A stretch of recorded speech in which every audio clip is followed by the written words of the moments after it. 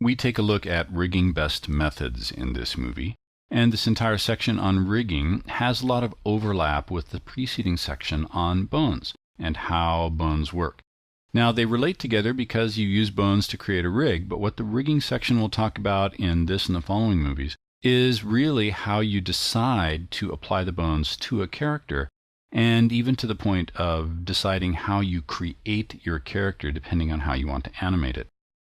So I've got a basic imported bitmap image here. If you have access to the working files, go ahead and open rigbitmap.anime or import the rigbitmap.psd Photoshop file if you'd like to work with it individually. This is a single image on a single layer. Now we need to create a bone layer to work with. So I'll come down to bone and we'll just name this rig. I'm not going to drag in the bitmap layer yet until I'm done doing a demonstration. And what I want to highlight is that, well, the bones are connected together automatically with a function called inverse kinematics.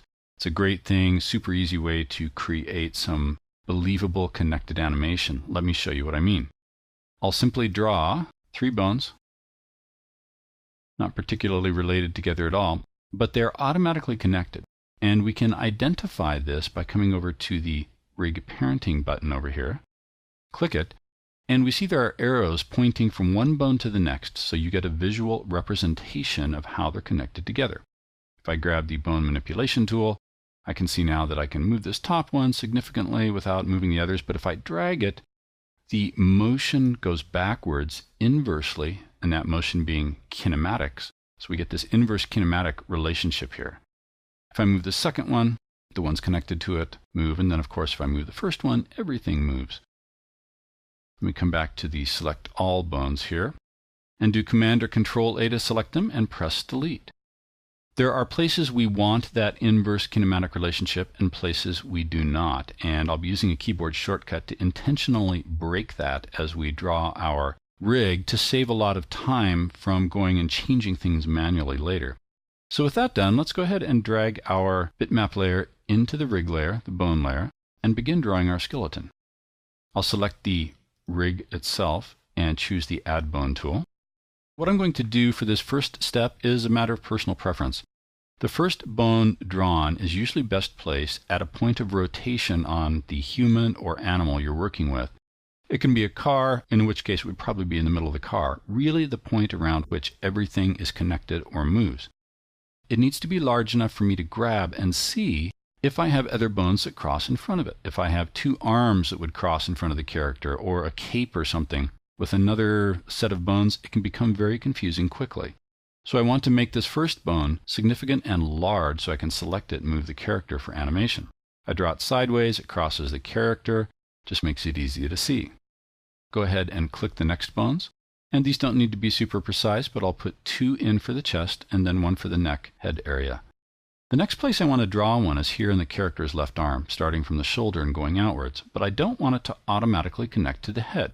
This is where the keyboard shortcut of holding the Option or Alt key comes into play. Holding the Option or Alt key down, I can click on the bone right here at the chest that I want the shoulder to connect to. It turns red, letting me know that it is active and will be the source bone for the next one I draw. So now I can go from the shoulder out to the elbow, then to the wrist, to the hand. I can Option Alt click this bone again, do the same thing on the other side, and of course we'll do this for the legs, but instead we will connect it to the pelvis bone. So I've drawn from the hip down through the knee to the foot. I'll Option Alt click that again and finish off the last bit of the leg. Now this is the preliminary part of the rig. There's some finessing that goes on that we'll take a look at later. But if I grab the bone manipulation tool, we'll see now that I've got actually a functioning character here that I can go ahead and move around a little bit and move the arms, and we're in business. Single layer bitmap. We can get motion, but we can't do things like have an arm cross in front of the character. To do that, the character art actually needs to be built in sections to work successfully for that.